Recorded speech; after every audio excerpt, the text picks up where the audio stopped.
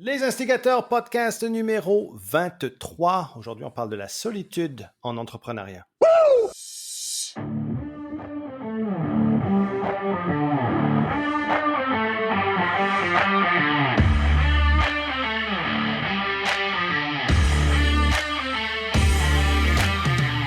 Vous écoutez Les Instigateurs, le podcast de contenu explicite pour entrepreneurs francophones. On parle des meilleures pratiques d'affaires sans dentelle ni gants blancs. On laisse de côté la rectitude politique, les conventions sociales, dans le but de briser les mythes et faire de vous de meilleurs entrepreneurs. Mon nom est Mathieu Dumont, son nom est Dave Ruel. Bienvenue sur le show.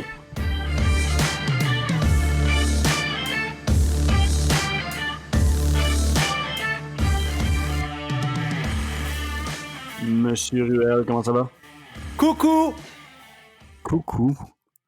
Je sais pas, man. S'il te plaît, donne-moi ton man card back, là. T'es suspendu pour une semaine. Va dans la boîte de... Va dans la penalty box. C'est vrai, excusez, je devrais retirer mes paroles. Ça va être perçu comme du toxic masculinity, fait que... Oh my God. Je le savais, je l'ai fait un petit peu exprès aussi. Je savais tellement que tu allais réagir à ça. Coucou. Ça, Salut mon chum. Allô. Coucou! Sujet de la semaine, solitude de l'entrepreneur. Je l'ai handpick parce que c'est quelque chose que je remarque autant chez des amis qui sont dans l'entrepreneuriat, que chez des clients, que chez les partenaires, et ce, peu importe le niveau de l'entreprise, je vais dire comme ça. Souvent, on a le réflexe de penser que c'est une problématique qui est beaucoup plus au niveau de la petite entreprise, mais c'est un contexte, c'est un problème qui se retrouve autant dans la petite, moyenne, grande organisation, dans des contextes différents. Mais c'est un silent killer, je veux dire, en entrepreneuriat. Donc, la solitude de l'entreprise, premièrement, c'est quelque chose que tu vois toi aussi de ton côté, que tu remarques ou... Ben, au niveau de la... Comment est-ce que toi, tu définis la solitude? Est-ce que tu le parles au niveau de... Est-ce qu'on est tout seul avec nos problèmes? Ou... Exactement. Ça peut être sous plusieurs formes, mais en effet, tu sais, ce n'est pas parce que tu as des employés que tu ne peux pas te sentir seul dans ta réalité. Donc, c'est autant l'aspect gestion du stress qui vient avec l'entrepreneuriat, la solitude dans tout ce qui est processus décisionnel, des fois, donc, de pas avoir les ressources ou les outils pour être capable de prendre une distance avec des situations. Donc, ça vient vraiment à plusieurs niveaux, sous plusieurs formes. Raison pour laquelle je trouve que c'est important d'en parler parce que ça peut... On peut, en souffrir sans même des fois s'en rendre compte, là. Puis il y a plusieurs outils et plusieurs stratégies qui peuvent être mis en place, très simples, pour justement pallier à ça.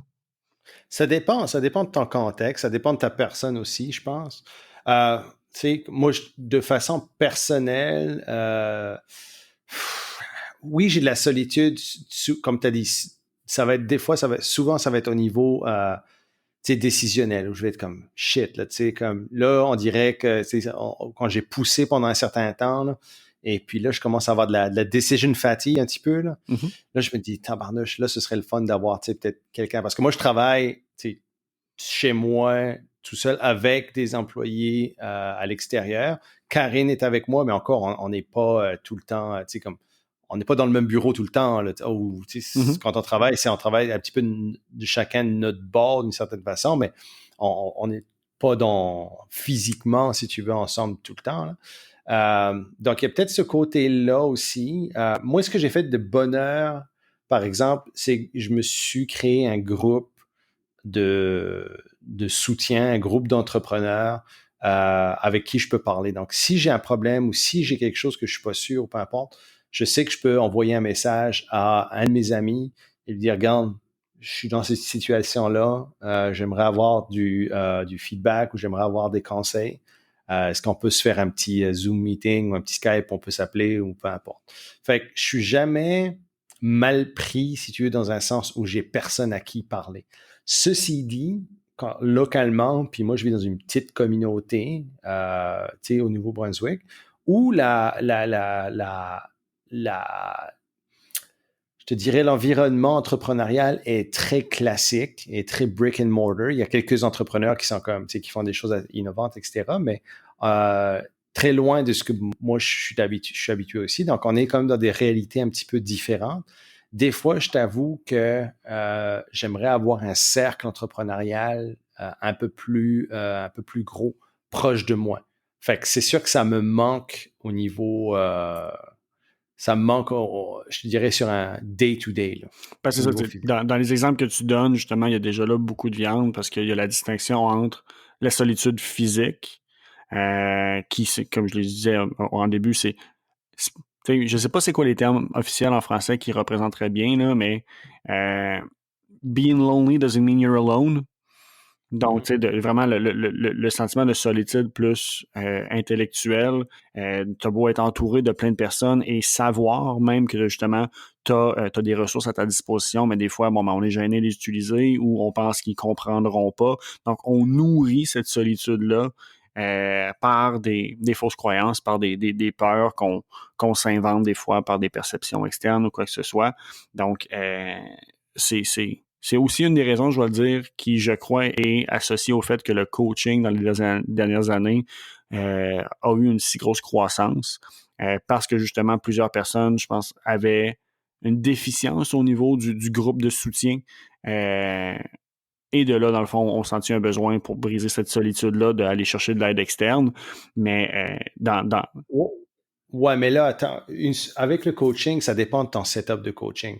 Parce que en étant coaché, admettons que tu du coaching one-on-one, là, Mhm. je suis bien d'accord que tu vas avoir accès à quelqu'un, mais souvent, là, tu vas être autant seul dans le processus. Si tu rentres dans un programme, là, puis tu parles à cette personne-là une fois ou 2 semaines, et puis tu as accès à t'as accès à une formation en ligne en parallèle, etc. Souvent, là, tu vas te sentir autant seul dans le processus. Tu sais, je veux dire. Puis, Ça, il y a beaucoup.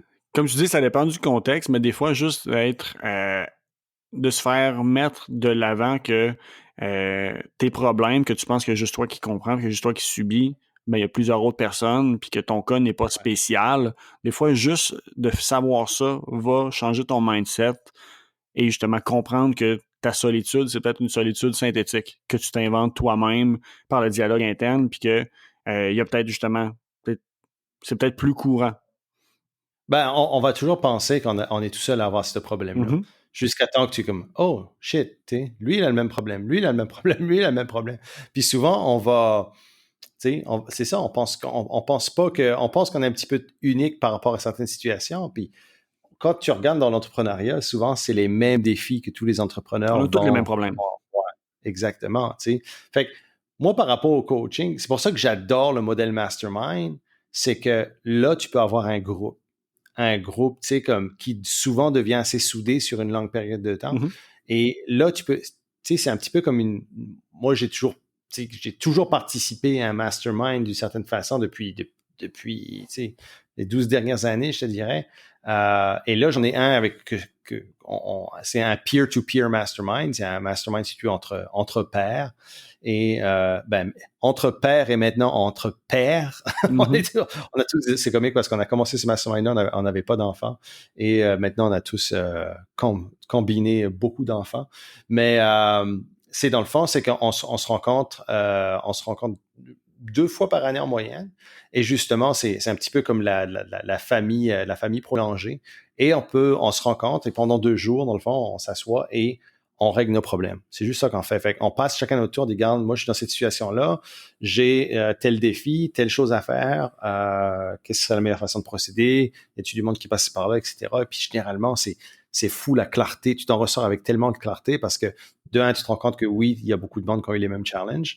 Il y a beaucoup de monde qui sont passés par là et qui ont la réponse, si tu veux, que tu as besoin, là. Donc, c'est un groupe de support moral, mais support stratégique aussi qui est super intéressant. C'est pour ça que j'adore ce format-là, si tu veux, de coaching slash mentorat ou peu importe Mm-hmm. comment tu veux l'appeler, support. Ben c'est ça, puis tu sais, c'est pour ça que je voulais qu'on en jase un petit peu parce que je vois beaucoup de personnes rester dans cette solitude-là. Puis comme je l'ai dit en début, il y a beaucoup de stratégies, beaucoup d'outils, de ressources dehors qui sont possibles de mettre façon à court terme dans son entreprise pour briser ça un peu. Le mastermind en est un, en effet. C'est sûr qu'après ça, bon, on embarque dans le grand débat de qu'est-ce qui est un bon mastermind, qu'est-ce qui est un bon mastermind pour vous versus, on s'entend que des masterminds, il y en a un puis un autre, puis c'est pas tous les masterminds, je veux dire, qui sont là pour les bonnes intentions. Donc, de faire attention. Ouais. Mais tu sais, si tu es capable d'en avoir un, parce que c'est des personnes justement de confiance comme tu as, bon, mais c'est une façon de briser cette solitude-là. Mais au-delà de ça, tu sais, juste, encore une fois, pour peut-être justifier un petit peu plus ce que je veux dire par la solitude, le fait d'avoir, ça c'est quelque chose qui m'est revenu beaucoup dernièrement de quelques clients, puis c'est quelque chose que j'avais pas analysé sous cet angle-là aussi, le fait de chaque décision que tu prends étant toute seule, tu ne peux jamais savoir concrètement qu'est-ce qu'il y avait, mettons, de l'autre côté. Si tu es allé à gauche, chaque décision est un croisé des chemins. Si tu es tout seul, tu t'en vas à gauche, tu vas toujours connaître juste gauche, puis tu n'auras jamais aucun closure de qu'est-ce que droite aurait pu être, alors que certains semblent penser que, bon, mais si j'ai des associés ou quoi que ce soit, ben on peut couvrir plus de terrain, prendre plus de chances et valider, mettons, un petit peu plus les possibilités avant de de se commettre sur un choix. Un moment donné, en étant tout seul, faut que tu apprennes à lâcher prise, justement, de te croiser des chemins-là, puis d'accepter qu'il n'y a pas de bonne ou mauvaise décision, il y a juste des conséquences, puis des façons que tu vas réagir aux choix que tu fais. Puis ça, ben... Puis souvent, on va pas le partager avec les autres parce qu'on va dire, tu sais, je veux pas avoir l'air cave ou je veux pas sonner comme, tu sais, comme quelqu'un qui connaît pas son affaire ou peu importe. Puis des fois, c'est un petit peu ça. Puis il y a des masterminds, tu sais, on parle de mastermind, mais ce qu'il faut faire attention, c'est que tu as deux types de mastermind. Fait que dans le fond, tu as le mastermind qui est peer-to-peer où c'est vraiment des personnes qui décident de collaborer ensemble sans nécessairement qu'il y ait quelqu'un qui paye une autre personne, si tu veux. Donc, ça, mais t'as le mastermind qui est leadé par quelqu'un ou par un groupe, et puis, bon, ben, c'est organisé, etc. Le problème du peer-to-peer mastermind, c'est que souvent, ce que je vois, c'est que les personnes sont là, partagent leur victoire, mais ne vont pas nécessairement s'ouvrir à leurs échecs, à leurs problèmes, etc. Donc, ils vont mettre de l'avant souvent ce qu'ils veulent, ce que les autres veulent, c'est ce qu'ils veulent, ce que les autres voient d'eux Ça autres. devient du PR un petit peu plus que vraiment du troubleshooting. Ouais. Et là, tu perds, je pense, le vrai pouvoir d'un groupe comme ça, d'un groupe de pairs qui peut, parce que justement, en étant trop dans son ego, puis dans son protéger sa réputation, peu importe ce qu'on pense, on bénéficie moins de ce groupe-là. Le but du mastermind est de pouvoir réfléchir ensemble, mais aussi apprendre collectivement des erreurs de chacune des personnes. Donc de là, si l'environnement n'encourage pas et ne facilite pas l'ouverture et la transparence, mais le gain est pas aussi intéressant qu'il pourrait l'être, là. 100%. Puis il y a aussi l'aspect à cette heure que on est, le fait qu'on est en ligne quasiment tout le temps, on a accès aux médias sociaux, etc. Le fait qu'on peut avoir accès à quelqu'un le plus rapidement qu'on n'a jamais pu dans l'histoire de l'humanité, mais d'un autre côté, on est le plus solitaire et le plus seul qu'on n'a jamais été non plus. Parce qu'on est trop souvent exposé au faux succès ou au succès synthétique des autres. Exactement. Fait on va voir ce que les autres font, puis on va se dire, c'est ça la norme, c'est ça que les autres font. Moi, je fais pas aussi bien, OK? Parce qu'on va se comparer au highlight qui est souvent faux d'une autre personne et se dire, je fais pas aussi bien, donc je vais pas partager cette chose-là, donc je vais rester, je vais me renfermer ou je vais pas le partager. Ça, c'est une grosse erreur. Tout ce que vous voyez sur les médias sociaux, 100% de ce que vous voyez, c'est les highlights des gens, OK? Et même si c'est des fois il y a des fois, il y a des personnes qui vont partager sa vulnérabilité, là. Je suis bien d'accord, là, mais souvent, regarde, c'est rendu maintenant une stratégie où on va partager justement sa cellulite sur un post pour avoir plus de likes et puis plus de sympathie des autres. C'est comme, faut arrêter là, comme de se comparer à ce qu'on voit sans nécessairement connaître le contexte complet des choses. OK? On voit juste ce qui brille, puis on pense que c'est de l'or, mais malheureusement, justement, très souvent, c'est quelque chose qui, je vais dire, à la limite, ce qui brille, brille souvent, pas souvent. Donc, c'est un capture très spécifique dans le temps qui, là, oui, l'avantage, mais le nerf de la guerre en affaires, c'est sustainability, la capacité de garder à long terme de façon consistante des succès. Donc, c'est facile de, je veux dire, contrôler la narrative et de présenter lorsque tu le décides, le contexte que tu le décides pour bien paraître, alors que en réalité, il y a beaucoup d'entrepreneurs qui, du moins de ceux à qui je jase, qui dans leur tête, leur situation, c'est un 6 sur 10, puis qui, justement, creusent leur trou d'eux-mêmes parce qu'ils se comparent à des personnes qui, je check lui, puis sa business, ça a tout le temps l'air d'être à rouler 10 sur 10. Je suis comme, honnêtement, là, j'aimerais mieux être un 6 sur 10 constant qu'un 10 sur 10 une fois par mois puis avoir 29 jours de marde par après. Là. Mais que, ça a l'air de bien aller parce que je joue avec les perceptions. Là. Mais lui, c'est ça. Sa business à lui, ça a de l'air de faire ceci. Ça a de l'air de rouler. Mm-hmm. Oui, ça a de l'air. C'est de la perception, c'est tout. Connais-tu, as-tu vu son PNL? As-tu vu ses états financiers? Sais-tu comment il se sent à l'intérieur? Combien d'heures qu'il travaille par semaine? Est-ce que ce gars-là est en burn-out? Ce gars-là ou cette femme-là est en burn-out? On sait rien. Tu ne sais rien. Fait que moi, je le vois beaucoup, puis je le vois par rapport, je le vois par rapport à Karine. Karine, elle a regardé, j'ai l'impression que les femmes se comparent beaucoup plus que les gars. Je ne sais pas si les femmes se comparent plus ou c'est juste qu'ils verbalisent plus. Peut-être, je sais pas. Je serais intéressant de le savoir par rapport à nos auditrices. Est-ce que vous avez cette pression-là, justement, de se comparer ou de regarder ce que font les autres? Moi, je vois Karine, puis je trouve que, des fois, elle est comme, mais elle a fait ceci, puis elle, je suis comme, mais tu sais-tu réellement ce qui se passe? C'est comme, non, justement, ça sert à rien de regarder à ces choses-là, puis se dire, lui, il fait ci, lui, il fait ça. Moi, j'ai choisi comme, je suis plus personne, honnêtement, là. J'ai une couple de personnes qui vont popper up sur mon feed, etc., mais je ne suis plus une personne de façon proactive. Mm-hmm. C'est quelque chose que j'ai décidé de plus faire depuis un certain temps.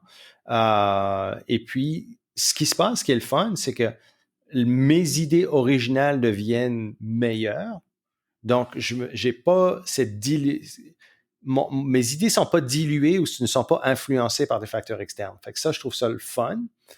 Et ensuite, ce qui se passe, c'est que je préfère le lancer comme ça, d'aller voir après du feedback de certaines personnes ou d'aller chercher de l'aide si j'ai certains problèmes ou certaines embûches ou obstacles.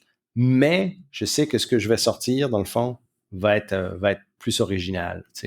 Mm-hmm. Puis ça, c'est quelque chose que justement, dans le début, à un moment donné, tu me demandais dans les premiers épisodes qui je suis, de qui je m'inspire. Puis ça, j'adhère énormément à ta façon de le présenter, de ne pas se laisser influencer. Puis de plus en plus, c'est un discours qu'on connaît évidemment. Les réseaux sociaux, ça peut être un outil très intéressant, mais c'est important de, je veux dire, se distancer de plus en plus de tout ce qui est réseaux sociaux lorsque ça n'a pas une intention claire. Donc, tu sais, le petit roaming, j'ai 5 minutes à tuer, je vais aller regarder juste perdre mon temps sur mon téléphone ou sur Internet. Ça, de mon côté, je pense que c'est le bout que ça devient très dangereux. Si tu utilises Internet d'une façon où tu as une intention claire, je dois faire X, Y, Z, stratégique ma business, parfait. Tout le reste, là, c'est vous mettre à risque d'être exposé à des choses qui vont vous jouer dans la tête inutilement. Donc, choisissez. Normalement, vous devriez avoir très peu de figures d'influence, figures d'autorité. Vous devriez les avoir accessibles pour vous, justement, pour aller valider vos idées avant de prendre action et ne pas juste vous laisser vomir de l'information de personnes qui vous font croire que ça va donc bien, puis que vous devriez donc bien acheter leur réalité parce que pour eux, ça fonctionne et magiquement, pour vous, ça devrait fonctionner aussi par défaut, là. Ah non, puis on s'entend que l'authenticité là, a ses limites. Là. Mm-hmm. Moi, là, puis ça, là, rule of thumb, là, quand une personne dit qu'elle est authentique, là, les 3 quarts du temps, elle ne l'est pas. Okay? C'est comme, t'as pas besoin de le dire pour l'être. Puis là, j'ai l'impression que c'est le nouveau buzzword, là, où que tout le monde doit être comme, ah, on est authentique. C'est pas, ce que vous, encore une fois, ce que vous voyez là, c'est pas nécessairement la réalité. On dirait que je sais pas, ça fait longtemps que je suis dans la game, puis que ce que je vois ça, puis je sais ce qui se passe, puis tu sais, je le vois, puis je suis comme, Malheureusement parlant, j'ai le goût de te dire que ce serait naïf de penser que les gens le voient autant que nous, on le voit, parce qu'on baigne là-dedans. Puis tu sais, je veux dire, clairement, si les gens jouent cette carte-là, c'est parce qu'il y a du monde qui mord à l'hameçon, donc ça marche avec des gens moins aguerris. Donc, on rembarque un peu dans la business de la naïveté. Mais non, je pense que c'est ça. Tristement, nous, on voit les jeux de corridor de très loin, puis en même temps, c'est ce qui fait qu'on est capable de rapidement identifier qui est là pour les bonnes raisons, les mauvaises raisons. Mais il y a une clientèle toujours intéressante pour ça, là.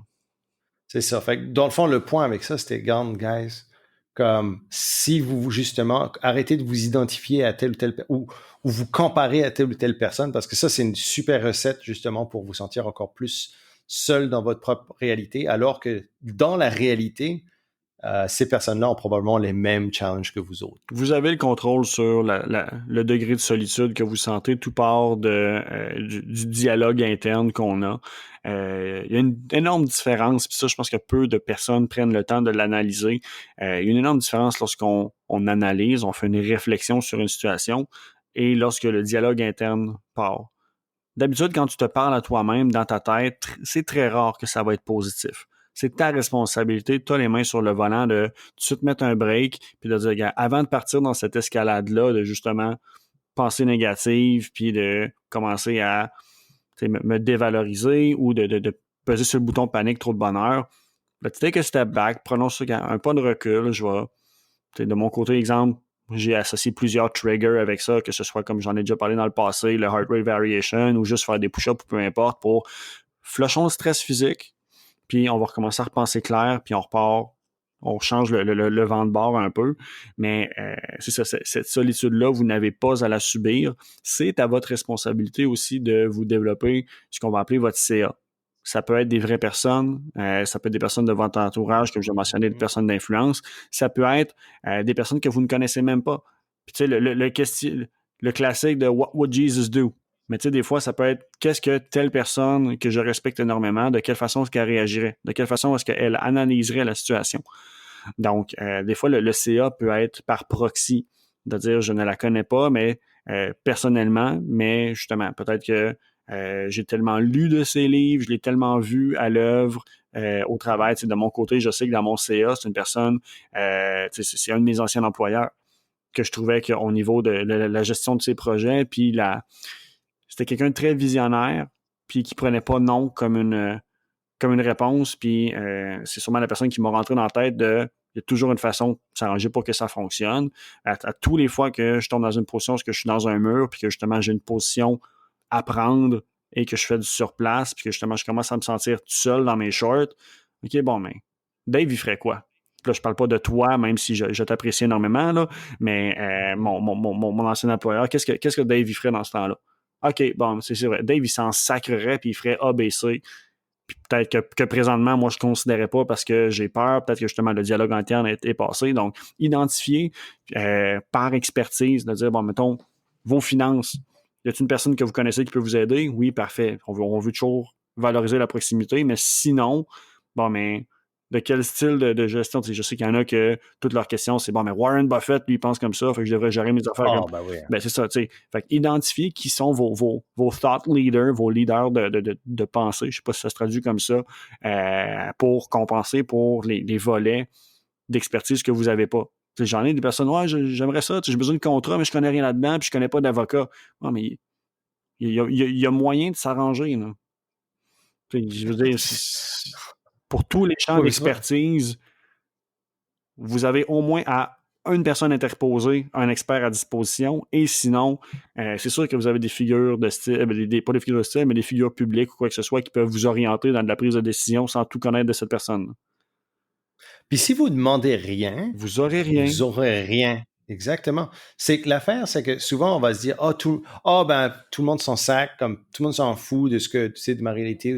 Non, c'est juste personne sait. Tu sais. Fait il n'y a pas, puis c'est ça, c'est ce qui est le fun dans le milieu entrepreneurial, c'est que beaucoup d'entrepreneurs, justement, vont vouloir aider d'autres entrepreneurs. Puis c'est la nature, je pense, entrepreneuriale où on va comprendre que, tu sais, hey, lui struggle avec ça, je peux l'aider avec ça, je vais l'aider.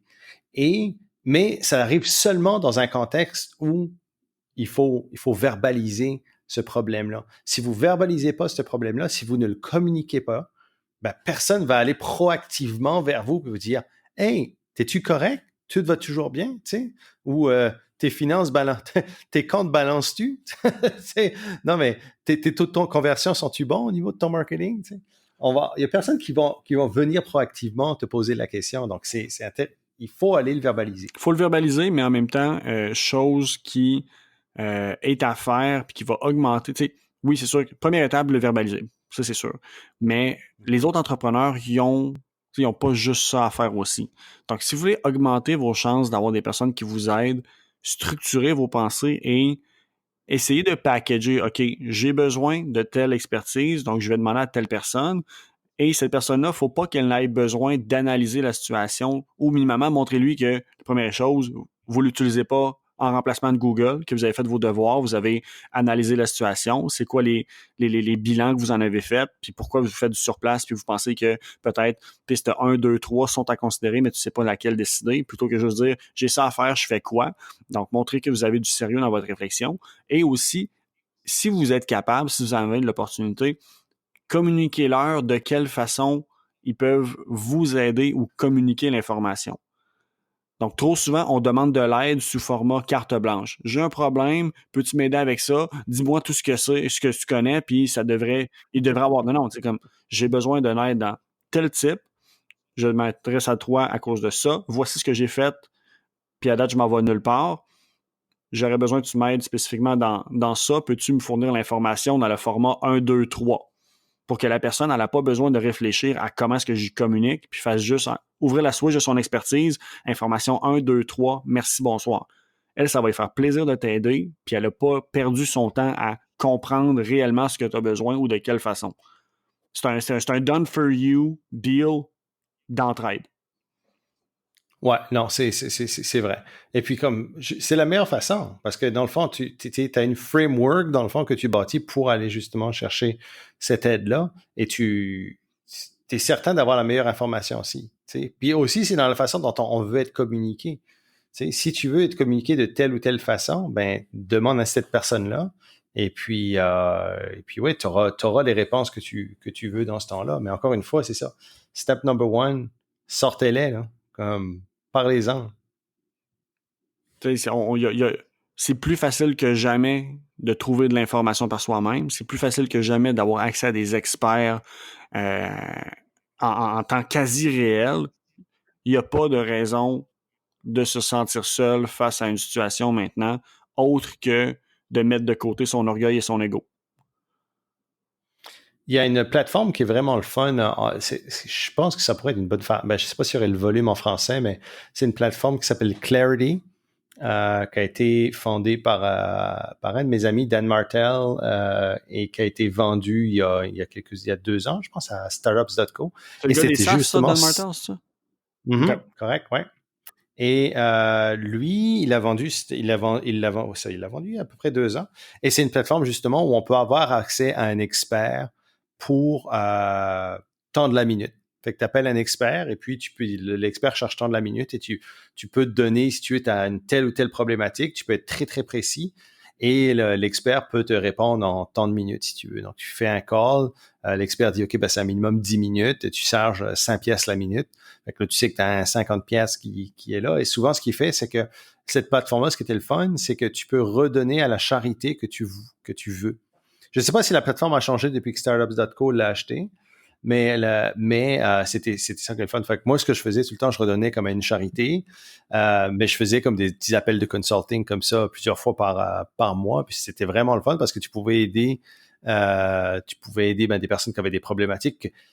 Pour eux autres, c'était des grosses problématiques, mais moi, j'arrivais, je dis, ben non, c'est assez simple, fais ci, fais ça. Ah, OK, j'y avais pas pensé. Parfait. Nos problèmes sont toujours relatifs à nos expériences antérieures. Là. Donc, tous les gros problèmes qui font que vous vous sentez tout seul, Il y en a que c'est un walk in the park, là. Ils sont juste plus loin, puis ça va leur faire plaisir de vous éviter des nuits blanches. Ça va leur prendre 5 minutes de comme, oh, mais gars, je comprends ce que tu vis. Oublie tout le stress que tu t'inventes. Voici concrètement les actions. Fais 1, 2, 3, puis on s'en parle la semaine prochaine, c'est réglé, là. Non, exactement. Fait que ça peut vous sauver comme énormément de problèmes dans le futur, là. Fait que, tu sais, on n'est jamais tout seul. Et puis, c'est ça que je pense, tu sais, au niveau de l'entrepreneuriat, c'est une communauté. Et puis, oui, on a peut-être l'impression que les entrepreneurs tu sais, peuvent être égoïstes ou peu importe, mais moi, de mon expérience, les 3 quarts du temps, c'est que l'entrepreneur veut veulent aider les autres entrepreneurs. Je trouve qu'il y a toujours eu une belle collaboration et c'est juste d'aller frapper aux bonnes portes, mais il y a une collaboration qui est là, il y a une écoute et une compréhension qui est là aussi. Parce que, comme je te dis, on est une espèce à part peut-être et on parle le même langage dans la même espèce. Donc, moi, j'ai jamais vu de problème où un entrepreneur a jamais voulu aider quand j'en avais besoin. Fait que j'espère que ça donne des pistes de réflexion à plusieurs personnes, parce que je sais qu'il y en a plusieurs qui nous écoutent, qui ont souvent ce sentiment-là d'être seuls dans leur réalité. Vous ne l'êtes pas. Ne soyez pas si imbu de vous-même. Vous n'êtes pas si spécial.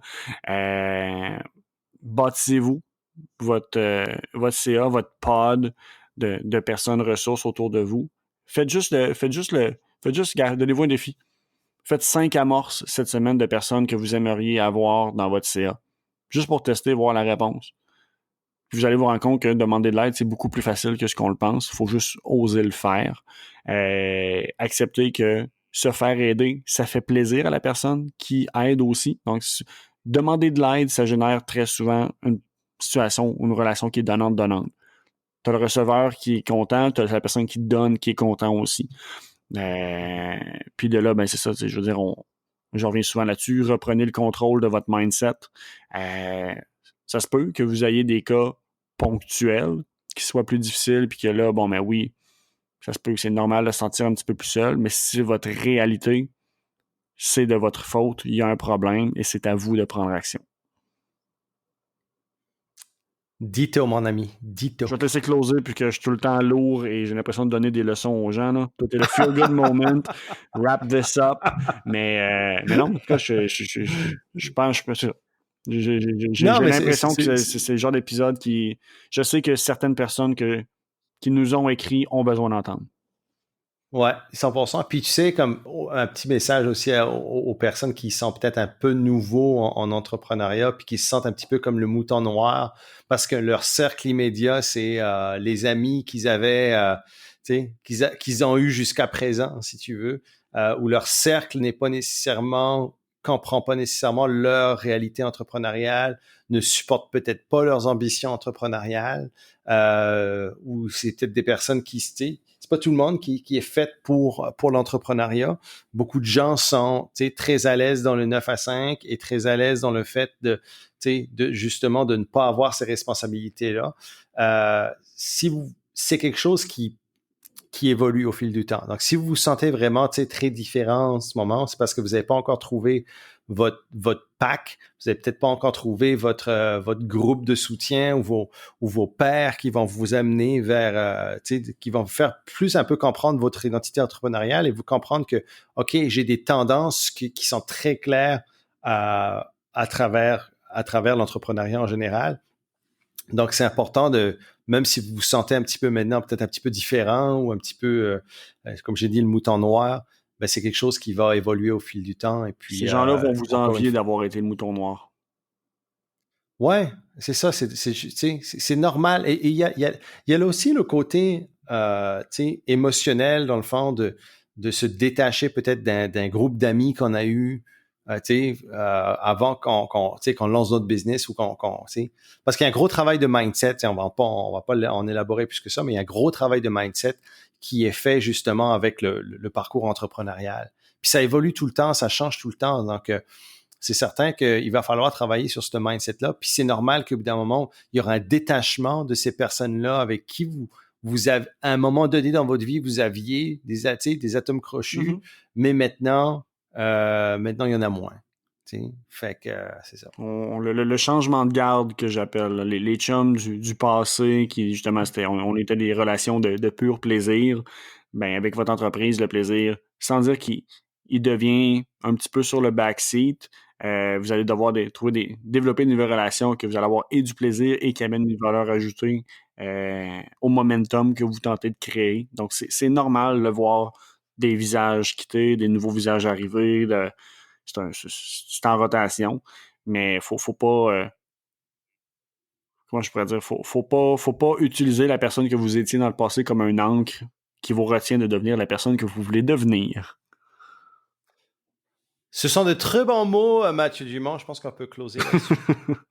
Tu vois, t'es capable quand tu veux. Je suis brûlé d'être positif, là. Oh my God. OK, on va amener un petit peu plus. On va amener un peu plus. Ça fait un petit moment qu'on n'a pas ramené, qu'on n'a pas sorti la grosse bête. Ça fait un petit moment que j'ai pas sonné la cloche. Quand même. OK, les gens, trouvez-moi des choses qui ont besoin de se faire réaligner. Trouvez-nous. Quand on a parlé du coaching, on reçoit pas mal de emails par rapport au... Pour vrai, j'ai encore du monde qui m'envoie des courriels puis des DM Instagram spécifiques de genre, t'as-tu vu ce coach-là? T'as-tu vu ce coach-là? Quelle belle bullshit! Alexandra Martel qui m'envoie une quote que j'adore de genre, don't hire people who solve their problem by becoming a coach. Donc, n'engagez personne qui ont réglé leurs problèmes en devenant un coach. Je suis comme, c'est du génie. Parce que dans le fond, dans cet épisode-là, c'est qu'on a demandé le feedback, on a demandé si vous avez des bons et des moins bons, mais on a eu quand même des commentaires de bons coachs, oui. Mais généralement, on a beaucoup de témoignages de coaching de merde. Puis moi, j'avoue que ça me fait sourire en coin parce qu'on le sait, là, on le voit, là, on veut juste pas balancer personne publiquement, là, mais en tout cas, whatever. Pas le style de la maison. Non, exactement. On garde ça, on keep it clean. Exactly. OK, mon ami, bonne chance. Entretiens le feu. On va essayer de sortir la bête la prochaine semaine. Parfait, working on it. Je commence le warm-up. Salut. Ciao. Ouais, arrête d'être trop positif. Salut. Goodbye. Vous venez d'écouter le podcast des Instigateurs. Ça vous intéresse d'en entendre plus, alors n'hésitez pas à vous abonner à notre chaîne, cliquez sur le 5 étoiles et surtout, nous laisser connaître les sujets que vous aimeriez qu'on aborde dans les prochains épisodes.